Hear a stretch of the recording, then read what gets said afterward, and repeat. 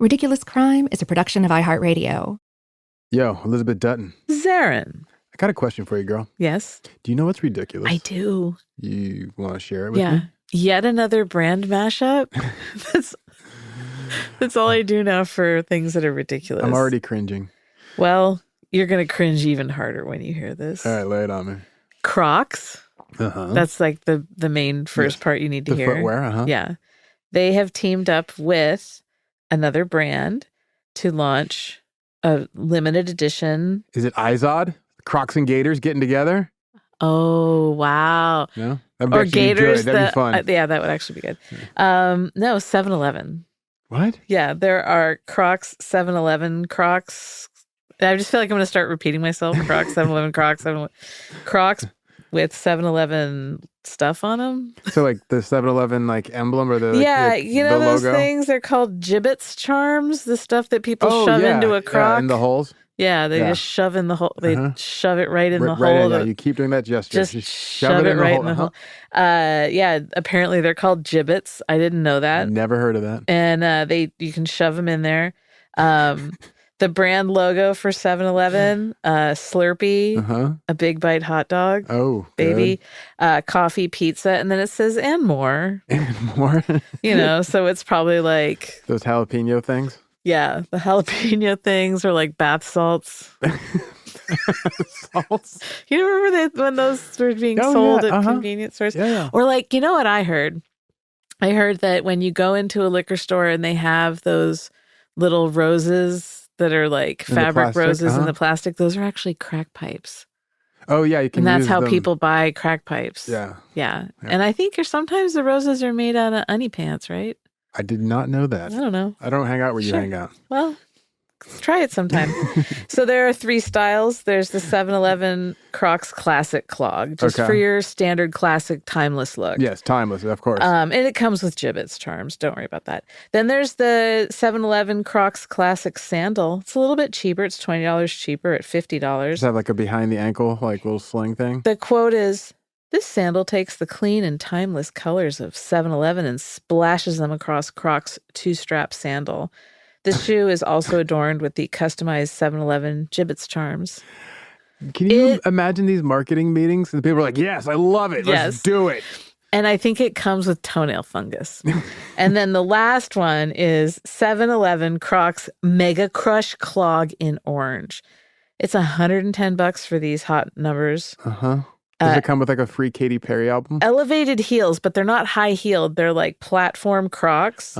And they have unique gibbets charms.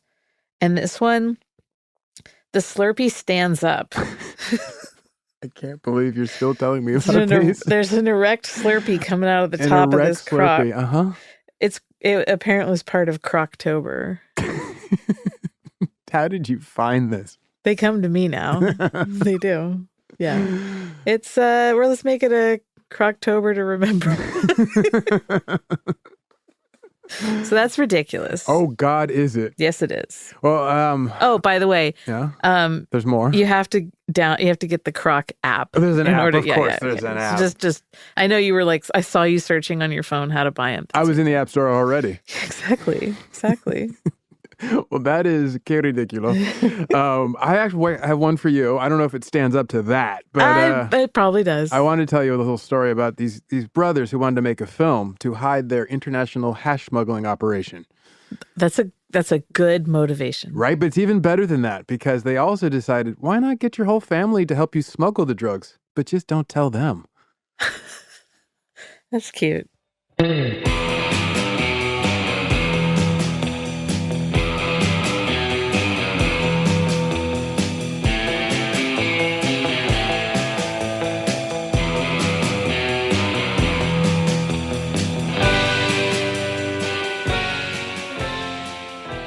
This is Ridiculous Crime. It's a podcast about absurd and outrageous capers, heists, and cons. Always 99% murder-free and 100% ridiculous.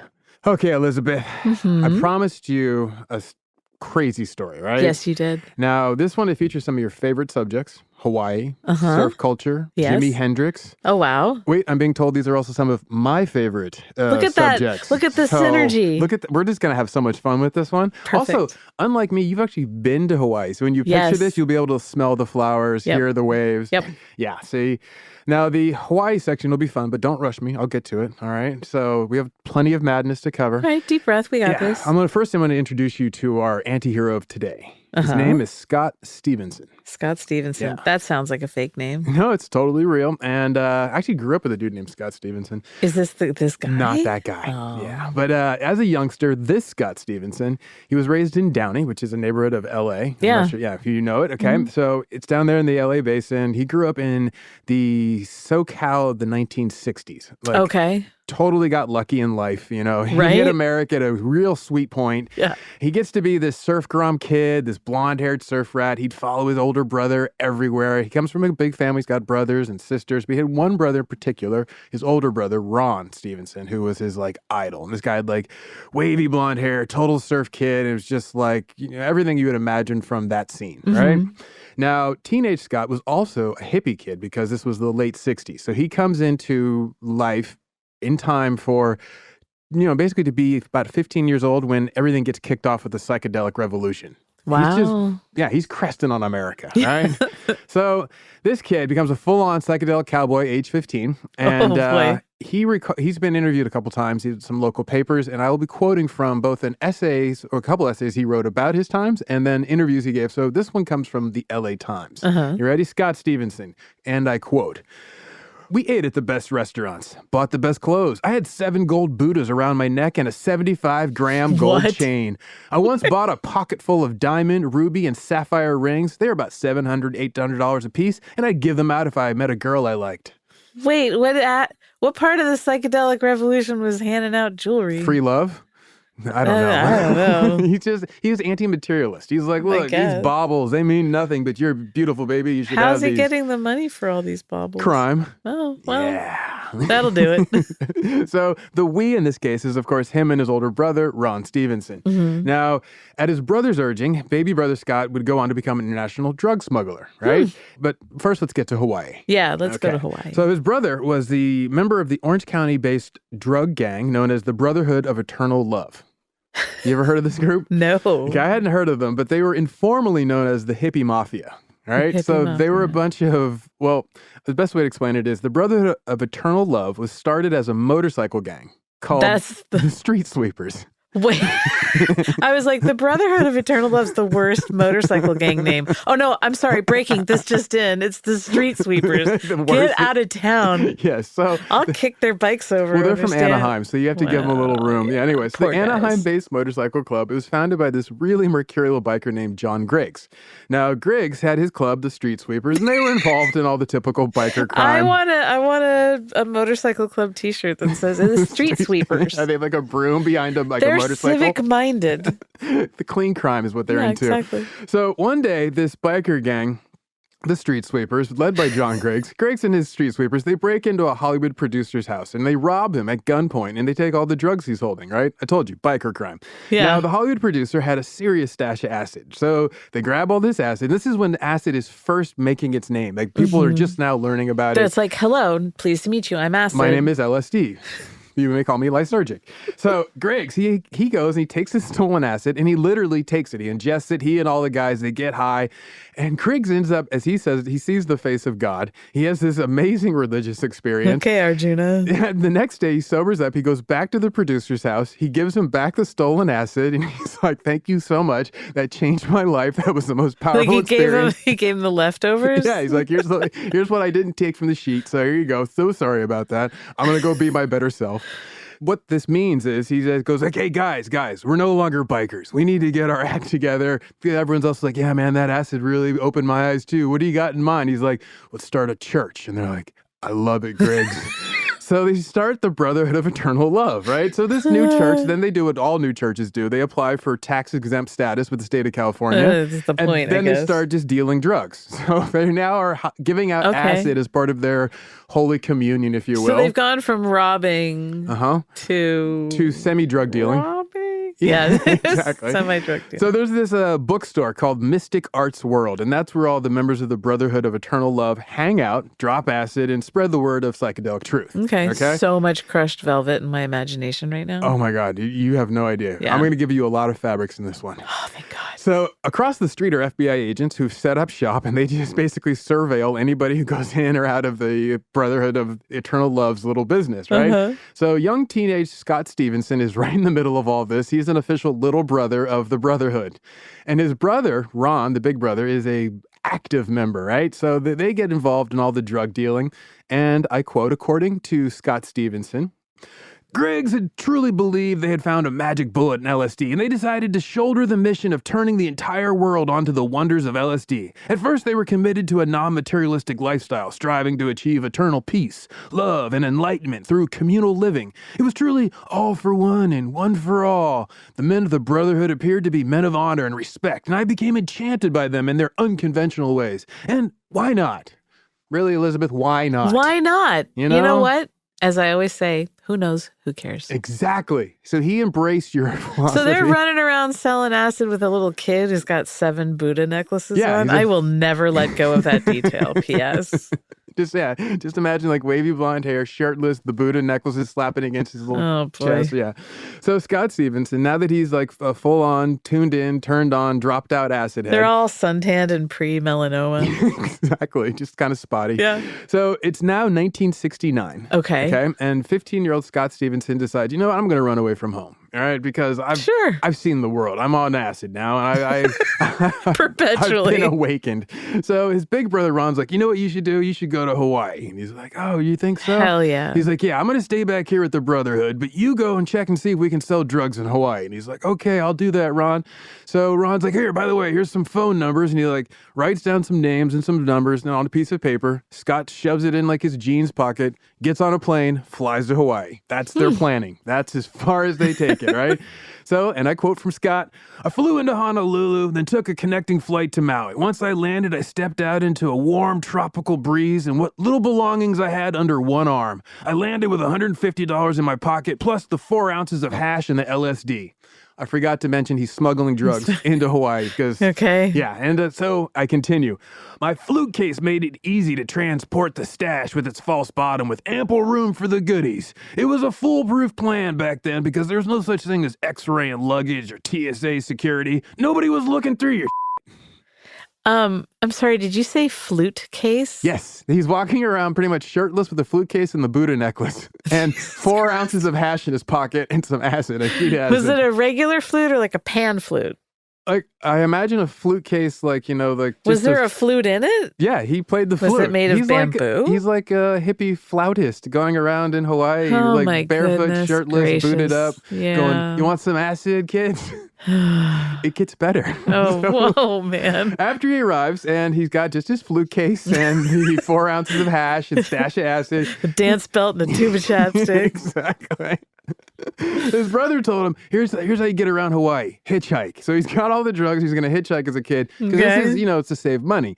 So, and I quote, the first ride that stopped and picked me up was an old rusty car from the early 50s, full of hippies headed for Kaunapali, just north of Lahaina town. They pulled over and promptly opened the door and said, aloha, brother, jump in. Their car was filled with the pungent smell of cannabis, and the first thing the cute little blonde-haired hippie chick says to me is, aloha, little brother, welcome to Maui, the land of peace, love, and harmony. I just want to issue a blanket apology to all Native Hawaiians. Just, we should probably be doing that all the time, but I'll just do it right now. So these hippies get lucky because the dude that they pick up has 4 ounces of hash in his pocket, and he's a kid, wide-eyed and ready to hit Hawaii. Right. So he's like, hey, let's toke up, right? And I quote, she reached down, picked up her brightly colored beaded hippie chick bag, and with a big smile on her face, pulled out a small wooden pipe that had been carved into the shape of a whale. I loaded it up with a pinch of black gummy primo hash and reached in my pocket, grabbed a lighter, and let her fire it up. There must have been 6 or 7 people packed in that old car, and I got them all toasted before they dropped me off on the side of the road in Lahaina town. Why didn't they smoke out of the flute? I mean, they're missing opportunity after They're opportunity. just not inventive as you are. No, I mean, not. they had an apple, a flute, and a pipe. They were like, let's use the pipe. I'm like, that's no fun. Boring. So they drop him off high as hell. He's got nowhere to stay. He has nowhere to be. He's a kid in Hawaii, and he's like, oh, right, my brother gave me those names scrawled on that piece of paper. So he pulls out the piece of paper. He calls his brother's hippie friends. They're a young married couple. And they take him in, and so begins his life as an international drug smuggler. Oh, my gosh. So now that he has a place to stay, the 15-year-old, he needs to get a job, right? So he starts wandering around, and he finds work slinging juice to hippies. He finds this dude who has a 5x10 shack with a large Great Dane painted on the side. The dog belonged to the owner of the shack. He called the place Charlie's Juice Stand. The owner's name was Jim Fuller. But he called it Charlie's Juice Stand. And I quote again, Oh, God. he gave me the job of making avocado sandwiches, smoothies, and serving organic carrot juice to the locals, hippies, and surfers. He didn't pay me anything. All I received was free sandwiches and smoothies. I slept out in front of the juice stand on a reclining beach chair. If it did rain, I got underneath the thatched roof awning. To a 15-year-old, this was paradise. I had all the hash and pot I wanted to smoke, some healthy food to eat, and the was everywhere. Now that our 15-year-old anti-hero Scott has made his life for himself in Hawaii, I'd like to take a short break, Elizabeth. Yeah, me too. And we'll be back to tell you about how he becomes the international hash smuggler par excellence. Oh, and I'll give you a hint. He's inspired by Jimi Hendrix, who he spends time with in Hawaii. Oh, wow.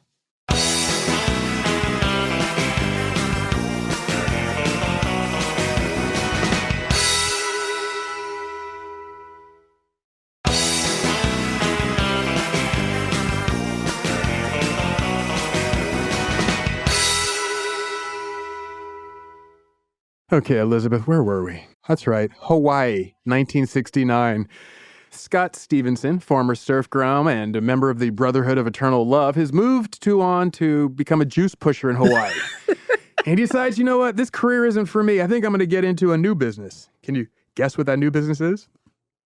Surfboard shaper? That's a good guess. A really solid guess. Actually, that makes too much sense, though. Oh, yeah. I mean, that's total. That's too linear. Flute lessons? Yeah, no. It happens through sheer dumb luck. He meets a Hollywood producer. And then of course. He charms the Hollywood producer. Sure. The producer happens to be in Hawaii to make a documentary for Warner Brothers about Jimi Hendrix. And Scott, being 16 and ready for a new career, talks him up. And the guy's like, yeah, my film's called Rainbow Bridge. So he's like, oh, man. Rainbow Bridge? Yeah, the documentary. Isn't that where dogs go after they die?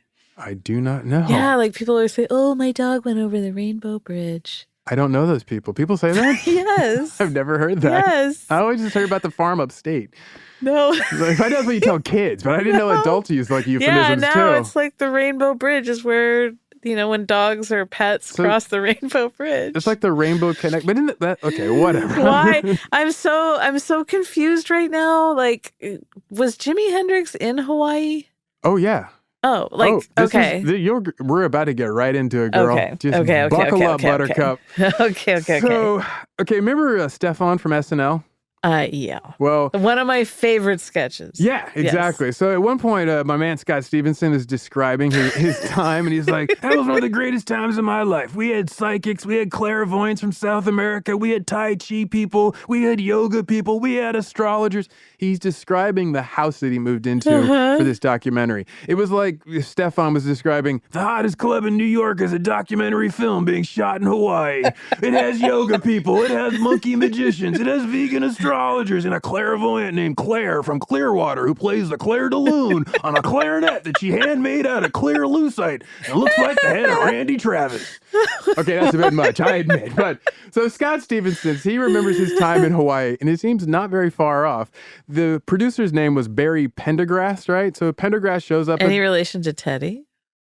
Yes, let's just say yes. Sure. I like that idea. Yeah, so Teddy Pendergrass' brother, Barry. But actually, the name is Barry de Pendergrass. I left out the duh. Oh, okay. Barry so then no relation. Pendergrass. Well, they're cousins on the mama side. De Pendergrass. So this dude, he shows up at the juice stand, right, with dark hair, a Hopi Indian shirt.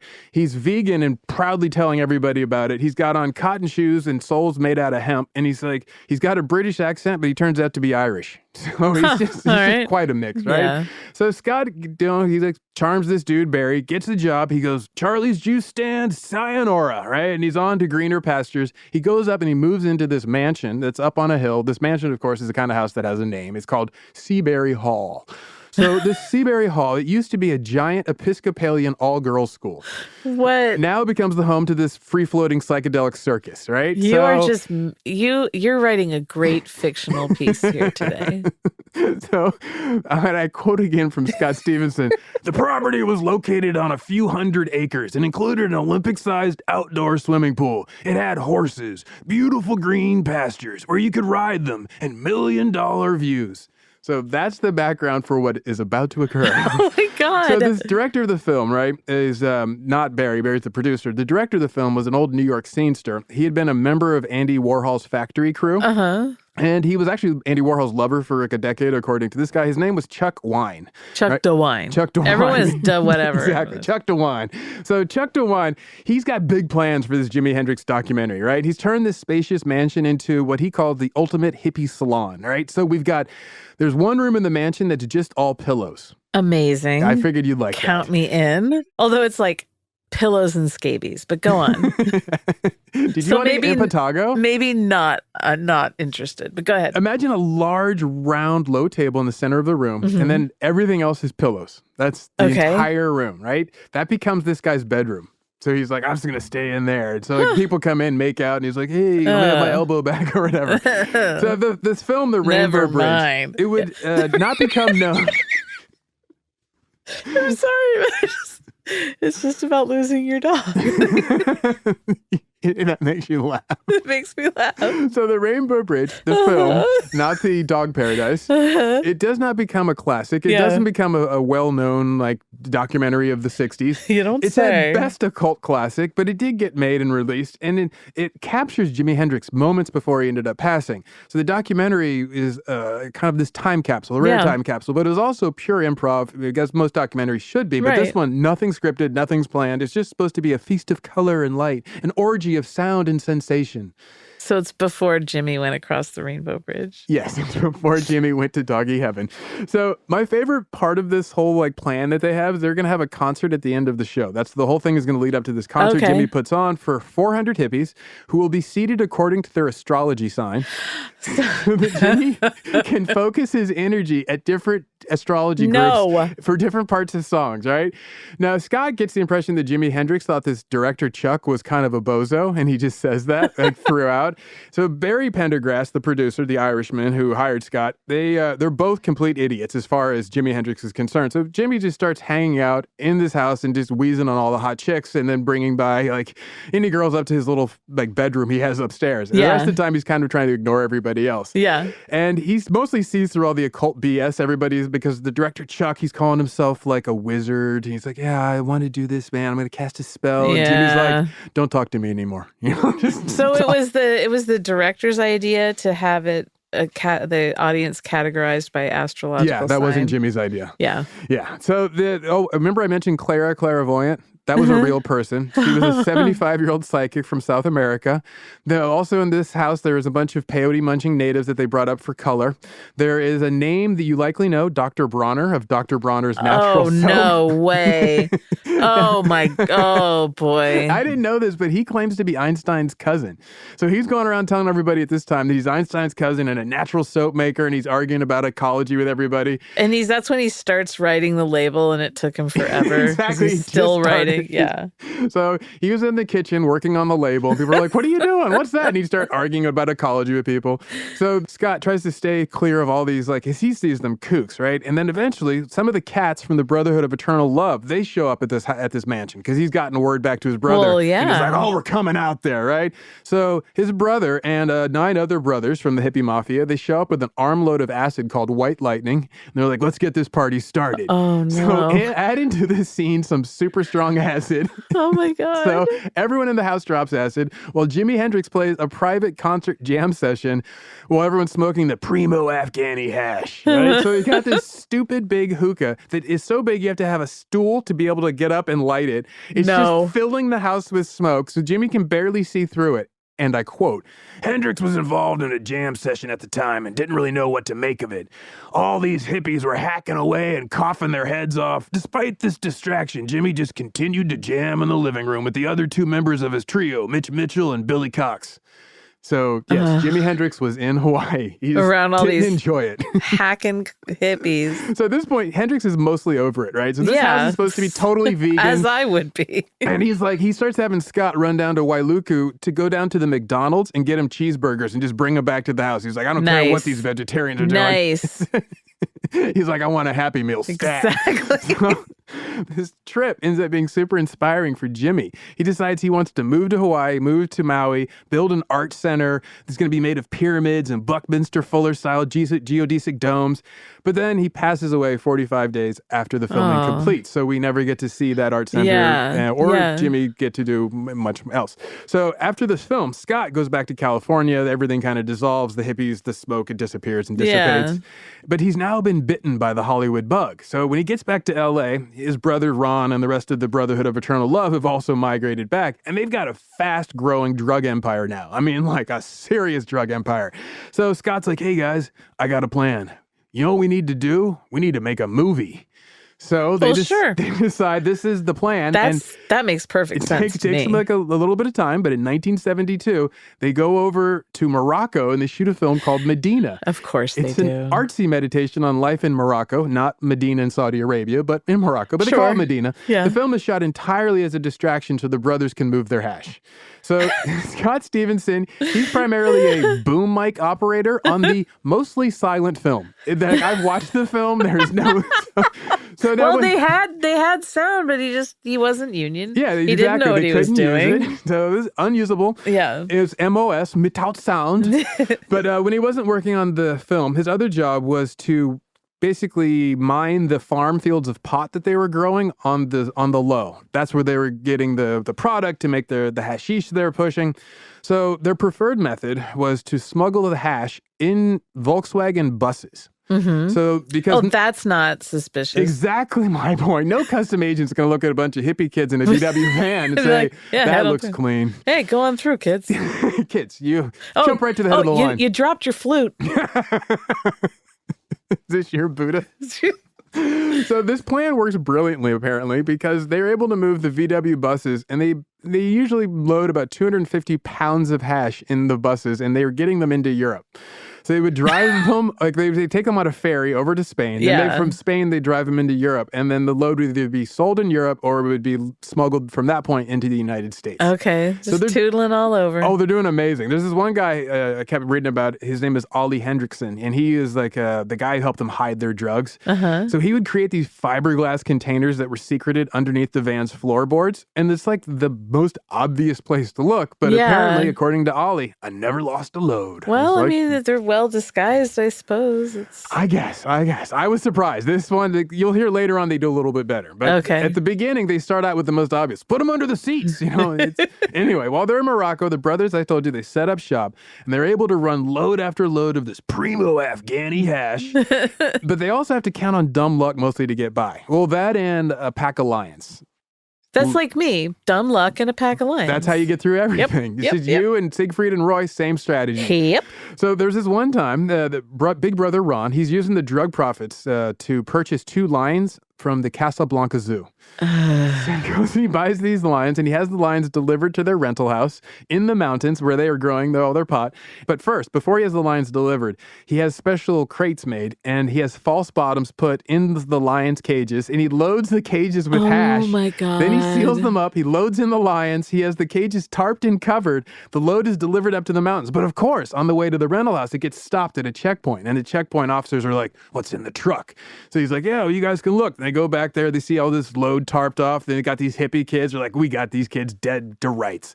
So they're like, all right, let's see it. And they go to lift up the tarp. And as soon as they lift up a tarp, they find this lion who's pretty much hungry at this point. Yeah. Just, like gnashing its teeth and clawing at the bars. They're like, oh, jeez. And they like back off. They're like, okay, you guys can pass through. I don't know what you're doing with these damn lions, right? So they let them go. And they get through the checkpoint. The brothers then send the lions to the Copenhagen Zoo, where the director is on their payroll. Whoa. And he's part of the smuggling operation. He clears the lions through customs personally, goes down to customs, where's my lions? Gets the lions through, then he retrieves the smuggled hash from the lion's cage and then has it spread around Denmark. Oh, wow. Yeah. See, I told you, they get better. Yeah, I guess. The brothers decide they're doing so well that they decide, now's probably the time to bring some of our family into the business. Oh, sure. But they just don't tell them about it. They're like, we'll bring them in as amateurs. And so they should be hash smugglers. Everybody's aunt needs to be an unwitting drug mule at some point. Exactly. Good attitude, Elizabeth. Thank you. Now, they bring their dad in first. They bring him in officially as a money launderer. So he's like happy to wash their cash through all these various American corporations he has access to. And though they have a little brother who is serving in Vietnam, once he survives Vietnam, they're like, hey, you got home alive. You want to get in the drug game? So they bring him over. God. And then they send him back to America and he becomes a wholesaler. So now they got their dad washing cash. They got their brother doing wholesale. And they're living large, and they're like, oh, we should celebrate. So big brother Ron, he invites their mom, their little brother, their 86-year-old grandmother over for an overseas trip. The family goes to India, Thailand, Samoa, Fiji. It's amazing. And then they hit Morocco, where Ron and Scott load them up with a VW camper and send them into Europe with 200 kilos of hash. Oh, Grandma. It's amazing. But Grandma. the dad's in on it. Dad knows they have the Dad's hash. all about it. He doesn't care that his 86-year-old mother is in on it, but he's like, whatever. Or maybe it's his mom's mother. I don't know. She's getting ready for the Rainbow Bridge. It doesn't matter. The luck is on the family side because as it happens, they take a cruise ship back. They load the VW bus with the hash onto a cruise ship, and they take this cruise ship back to America. Fun. On the cruise ship is the U.S. Attorney General at the time, who's also going back to the States. So the dad, he's like this chummy, charming criminal guy. He meets Attorney General John Mitchell, and the two hit it off. So they start meeting for drinks. They're walking around on top of the deck together. At one point, the dad decides, I gotta push my luck. What the hell? He asked John Mitchell to take a picture with him and the family in front of the family van. So the pop-up VW van loaded down with the hash. So he's got a picture of the Attorney General standing in front of it. So it turns out this was extra lucky for them to meet John Mitchell because when they get back to America, the customs people start basically inspecting all the vehicles being loaded off. And there's a VW van right in front of them in line to get off that they find heroin in. They're like, oh, we're going to need to search your van too. So they're like, oh, Dad's like sweating. Who does he see? Attorney General John Mitchell coming off the ship. And he's like, hey, Attorney General, come on over here. And the guy's like, oh, how you doing? So they're old buddies at this point. So he comes over. He uses John Mitchell as a cover. That's his beard. So he uses the Attorney General to smoosh past the customs officials. He's like, look, this is your boss. Meet your boss, guys. Here, shake hands with your boss. And they're like, oh, you know the Attorney General? They wave him through. So they use the Attorney General to grease their smuggling operations. Oh my God. Now, when the dad gets back to California, of course, he loves that picture of the Attorney General and their hash van. So he has it framed and put up on the family's mantle. As he should. He has his buddies come over. Hey, guys, check this out.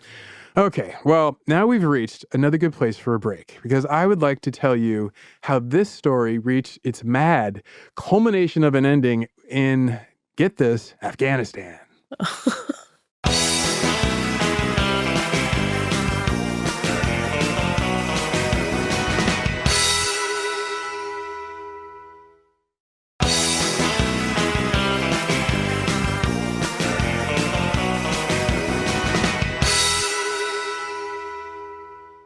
Where were we, Elizabeth? Oh, right. On our way to Afghanistan. We're in a drug bus. So after their first film, Medina worked so well as a distraction from their drug smuggling operation. As a distraction, not as a box office hit. Not as an actual piece of art. No, I've watched it. It's terrible. But they decided to shoot a second film, and they go, this time we should go across the Strait of Gibraltar to Spain and film in the only existing fascist government on earth at the time under Generalissimo Francisco Franco. And they're like, this is the place. We love an iron fist against drugs as a cover for our drug operation. Oh my God. So they get this. They asked the Spanish government if they could make a film documenting the government's official drug searches by custom agents. And they record drug busts and arrests that go down at the border. No. And the Spanish government is like, sí, cool, come on through. I'm sorry, but that's genius. Yeah, right? So, and I quote again from Scott Stevenson, we would shoot scenes panning into various custom agents, uncovering contraband with actual live shots of smugglers' faces as they realized they had just bought themselves long sentences in some horrific prison. We also filmed inside those jails where young European and American tourists spent years, sometimes entire lives, being caught with little more than a personal stash. Now, these guys are moving hash by the hundreds of pounds. And they're just like marveling at these poor, dumb kids. Look at these rubes. They all got caught. Now, their ruse worked because the fascist government that I mentioned earlier under Generalissimo Francisco Franco, who was still in charge of Spain in the 1970s. I'm not sure a lot of people remember that there was a fascist government into the 1970s, but there was, and it was helping them because they were so convinced that it was anti-drug propaganda. Like, who would have the huevos to come over here and film that's that? what I'm saying. Like, yeah. It's a perfect cover. And so they're like, oh, this is great. We should go bigger next time. So after they make their film Holding, they decide to make a third film. This time they're like, we should go to the source. They go to Afghanistan. And Afghanistan in the 70s. The project in question was our third movie, the Around the World Porsche race. And it led to our biggest load ever, bringing in 1,000 pounds of Afghan hash, which was combined with a load of 1,000 pounds of Moroccan hash in Europe. What? What? Yeah. So they plan to make a movie to push a ton of hash through customs. Yeah, but what's this Around the World Porsche It's race? a fake race that they arrange, and they go... And they go and they contact Porsche and they get Porsche to back them. So they first my face, yes, I'm agog. It's slipping off your skull. It is. So I'm just first they arrange their ton of hash. So they get that all loaded, all set up to buy, right? So now they go, okay, now how are we going to do this? Well, we have to ship the drugs back to America, so they're going to hide them inside of a cigarette racing boat that their father bought in England, right?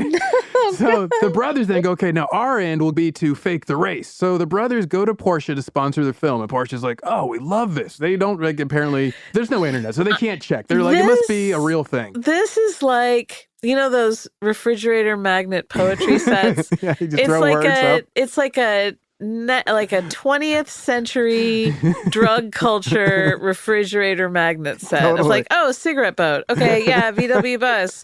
Hashish. Okay, yeah, where else? Morocco. I don't know. A couple hippies. Afghanistan. I don't know, Porsches. Exactly. So, this is nuts. Big brother Ron, he's got the big pair out of the two of them. He walks into a Porsche dealership in San Francisco and says, contact Porsche. They probably told you about it. We're here to pick up our brand new 914s and get all the race stuff. So they do. They get race decals, and the dealership is happy to provide them with all sorts of... This is all gratis. No. They buy two Porsches. They buy two... Well, I mean, they got the money. They buy two 914s, and then they also get official Porsche racing suits with matching helmets. Cute. They get all the decals for the cars, so that way they would look proper for their race. Twinsies. Or scam, whatever. Yeah. And the point is, they look good. All right? I love so it. they're clean. Porsche's got them all set up. Now they get to work turning the Porsche race cars into drug smuggling cars. And I quote... What if they just invented this race? This is just... Okay, yeah, go ahead. When we got the Porsches home to Mill Valley, we had a guy cut the gas tanks in half, and then we soldered them so that we had a compartment to put the primo hash in. We also purchased an El Camino, which was supposed to be for filming and to serve as the fix-up car, although the pickup bed was needed to haul fuel and tools for the Porsches. We had them altered so they could only hold a few gallons of gas in order to carry as much hash as possible. So they have a car to carry the gas because they have no gas tanks for the gas in their cars. And then the brothers are off to the Khyber Pass. They're like, okay, we're all good. Load up the cars, headed to Afghanistan. So they send the Porsches over to Asia, and then they start their fake race in Kandahar, Afghanistan. And little brother Michael, the Vietnam veteran, he's driving the El Camino. Scott's driving one of the Porsches. Ron's driving the other Porsches off to Karachi. So they head off over the Khyber Pass. But they're driving them, but they only have 2 gallons of gas in them at a time? Well, they got all the gas in the El Camino. So the El Camino has to just continue. They pull over and they load up more gas. So Michael's in the... Michael, yeah, the little Vietnam Camino. veteran brother. Yeah, he's driving. Poor guy. And he's the... You're about to hear. Okay. So the brothers are on their way through the Khyber Pass in Afghanistan, right? They got their fake race going. They're telling everybody, and it looks like it because they got Porsche race cars. Right. Everyone's like, this must be a race. They got race cars, right? They got suits on and helmets. So they also got this El Camino for whatever reason with gasoline in the back. Hey, listen, it's on the poetry set. So they're blowing through multiple checkpoints, right? And at one stop, they run into a stupid large traffic jam, and it slows them up. And now, Elizabeth, I'd like you to close your eyes. My eyes are closed. And picture it. You happen to be waiting at that same traffic jam on your way as you travel across the ancient Silk Road. You've been following Asian Highway 1. You're at the summit of the pass. It's a spot called Landi Kotal. You're high in the mountains above the Pakistani town of Jamrud. Now, you're on your way down to Karachi to meet a professor from the Sindh Wildlife Museum, which is located in the Freemasons Lodge in downtown Karachi. Inside the Sindh Wildlife Museum awaits taxidermied animal, a favorite for you. There's also a remarkable collection of photos of all the migratory animals that pass over Pakistan. Then there are the watercolors that you've been waiting to see in the afternoon sunlight. There's only one problem. The professor that you were having to meet has only today to meet you, and you've made an appointment for an hour from now, and you're stuck in this traffic jam. You have no way to contact her. You don't want to stand her up. That would be rude. And also, you don't want to leave her just waiting outside the Sindh Wildlife Museum. Meanwhile, in the cars next to you, there are the Stevenson brothers, Ron, Scott, and Michael. They're currently in 2 Porsche race cars and an El Camino follow car. They are right there with you in traffic. Everybody beep, beep, honk, honk, and it's just horrible. The El Camino, intended to be the follow car, is actually in front of the 2 Porsche race cars right now. It's kind of running blocker. And Michael is not at his best. He's bored in the lead car. He's also bought some M80 firecrackers. And I'm not sure if you know this, but M80 firecrackers are basically quarter sticks of dynamite. So he's got quarter sticks of dynamite that he has shoved inside of oranges. And you watch as he lights the fuse of a quarter stick of dynamite loaded inside of this orange. And then he tosses the orange out of the El Camino near a truck idling in front of you. Explosion! Terror and mayhem. The orange explodes. Orange juice splatters against your windshield. Then you watch as the same young hippie kid in the El Camino lights another quarter stick of dynamite shoved inside of an orange. You're like, hey kid, what the hell? It explodes again, this time at the truck right in front of you. The truck pulls over and you realize that was his plan all along. The El Camino inches forward in traffic. He's just trying to clear a path with dynamite and oranges. Oh my God. Okay, so... Then you Way spy. to not call attention to yourselves, but also good job, looking drug out on the smugglers. guerrilla warfare there. So you spy ahead of the line a bunch of machine gun toting border guards who have also spotted the bomb tossing hippie kid in the El Camino. It's a car, it's a truck, it's a car, it's a truck, it's an El Camino. It's a truck. So they motion to the El Camino to pull over, and the Porsche race cars follow right behind it. You're relieved. You're like, get those knuckleheads out of traffic. Yeah. And you're still close enough, though, to the El Camino and the 2 Porsches that you're able to be stopped at the border about the same time. And as guards check your papers, you can hear a guard talking to Michael, the driver of the El Camino. We know you have opium. You're like, oh, get him, get him. And it turns out, you're like, it's about to get spicy. The guards with the guns demand that the 3 brothers exit their vehicles. You're like, oh, yes, This justice. is going to be so good. But you're flabbergasted when the machine gun toting guards line the brothers up against the wall. You're like, I didn't mean to go this far. No. No, I don't want to see this. You're like, is it about to get bloody in here? Should I avert my eyes, kind of? Yeah. But nope, instead the brothers are just held at gunpoint while the guards go to check their vehicles. And they're frustrated because they can't find the opium that they know is there. They got these 3 hippie brothers. There's got to be opium. They've been told that these are drug smugglers coming this way. One of the border guards lies down in the dirt, inches under the El Camino. He inspects the bottom of the car, looking for weld marks, something.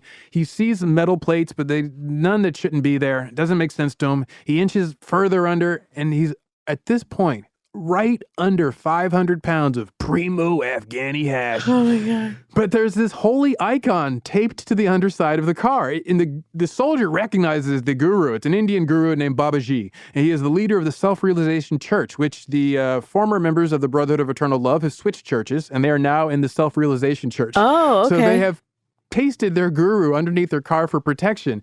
And the Pakistani guard is so shocked. He rips it off, peels it off, and comes over to them and goes, who is this? And the idiot baby brother, Michael, he's like, it's God. The soldier's like, what is God doing on the bottom of your car? Yeah. And you lean close to your open car window so you can hear the answer. You want to know what God's And doing they go, on the... yeah, what is it doing under there? And Michael says with a dumb smile, he's keeping us safe. And so now truer words were never spoken because the Pakistani border guard decides to wave their brothers through the border. What? He's like, yep, must be. It's a holy thing. I don't get it. So Looks holy to me. you watch as they go off and you are still waiting at that border checkpoint going, but my papers are in order. I should have taped something under my car. Now, the brothers are able to make their appointment in Karachi. They meet their Moroccan contact. They hook up their pounds of hash that they wanted to buy. And then, just as their father arranged, they had combined that with the 2,000 pounds of hash, and they load all that into a cigar racing boat that they have shipped to America.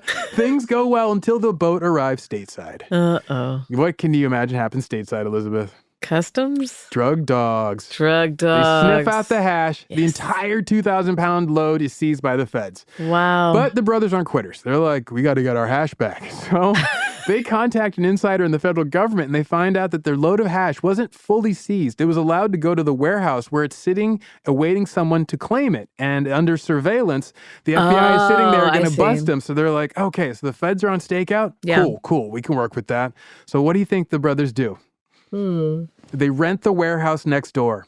That's smart. Yes. And then one night, with their dad's help, they go into the warehouse and they cut through the warehouse wall and they snatch back their $2.5 million worth of hash. Whoa. And the FBI is none the wiser. The FBI shows up and there's just a hole and everything's gone. But wouldn't they figure out, well, who had the place next door? And then Yeah, but it's all rented under fake names and everything. Even like the load is under a fake name, the cigar boat's under a fake name. Like they're full-on criminals. Smart. They're smart. Nobody in the FBI can figure out what has happened until years later when baby brother Michael gets busted, and the FBI, he brags to them about, man, we got this. And he tells them because the statute of limitations was up. And so they're like, oh, I guess we can close the book on that one. The damage that's been done to Michael. Yeah, well, so in case you were wondering, Elizabeth, I was wondering whatever it is you're going to tell me. Because the official international criminal, Scott Stevenson, he didn't get busted in any of the story I've told you. But yet he did settle down. And once the statute of limitations was up, what did he do?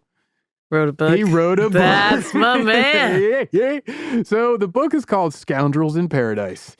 Now, I'm just going to read you just two little pieces from the book's jacket. Please. Scoundrels in Paradise is the true story of a family drug business operated across international borders as told by an insider and narrator, Scott Adlai Stevenson. Scott was named for his older cousin, Adlai Stevenson, who was a former two-time presidential candidate and American ambassador to the United Nations. And I continue. Scott survives on smuggler's ingenuity, idiot's luck, and the love of exotic women. He manages to marry two Indonesian princesses, including the great-granddaughter of the most exalted Raja of Bali, as well as Bugis, Torajan princess from the island of Sulawesi. His first wife was the granddaughter of a nomadic Berber chieftain. This candidly written true story is infused with fascinating travels through the cultural landscapes of California, Hawaii, Europe, Morocco, Indonesia, Bangkok, and beyond. Oh my God. So get your copy on Amazon. Well, I got to tell you, we have enough books lined up. We could have a book club, like an Oprah style book club. Yeah. I like this. Yeah. It'd be good. Let's do it. I think we need to. Now, if you're also wondering, and I know you were. All the time. Did he ever regret becoming an international drug smuggler? No. Are you kidding me? The answer is no. No, he did not. I don't regret him becoming an international drug smuggler. He told the LA Times, regrets? I have not had a few. No, I had that part. He said, regrets. I regret not ever finishing high school or university, but I never regret doing what I did as far as the pot goes. I never, ever feel guilty. Wow. Yeah, so well, there you go. hey. What is our ridiculous takeaway, Elizabeth? Oh my God. I think something that I think is kind of interesting is like the parallel to today's culture in the beginning of like, he's working at the juice stand, like selling avocado toast, and like then everyone's all into astrology. And so I guess like churning forward in our cultural mimicry, we're going to come to the period of time where everyone's going to get hash. And we're on a double 20-year cycle at this point, because if you think of like 1960, 1989, 2009, we're like, so we're right in the middle of one. So you're right. We should be seeing something come up one way or another. And I think that in order for me to get a jump on fashion trends, I'm going to need 7 Buddha necklaces. Yes, you're going to need to get on that. Yes. Yeah. And a pocket full of rings. Yes. And another pocket full of hash. A pocket full of hash. Yes. And a pocket full of dynamite. Just a little cargo pants, because we're talking about a lot of pockets at this point. And a pocket full of sunshine. So my ridiculous takeaway, once again, thank you for asking. Yeah, sure. Hawaii sounds magical. It is. I got to get there. It is. It's an amazing place. Well, thanks for listening, y'all. You can find us online at Ridiculous Crime on both Twitter and Instagram. Twitter, that's where we have the games, the discussions, whatnot. Instagram. Well, for now. Yeah, sometimes. Where we put the photos for each episode that give visual evidence of what we're talking about. And the stories that are there just for the laughs. Yep. Also, you get sneak peeks of new eps on both. Email us if you'd like at ridiculouscrime@gmail.com. Thanks for listening.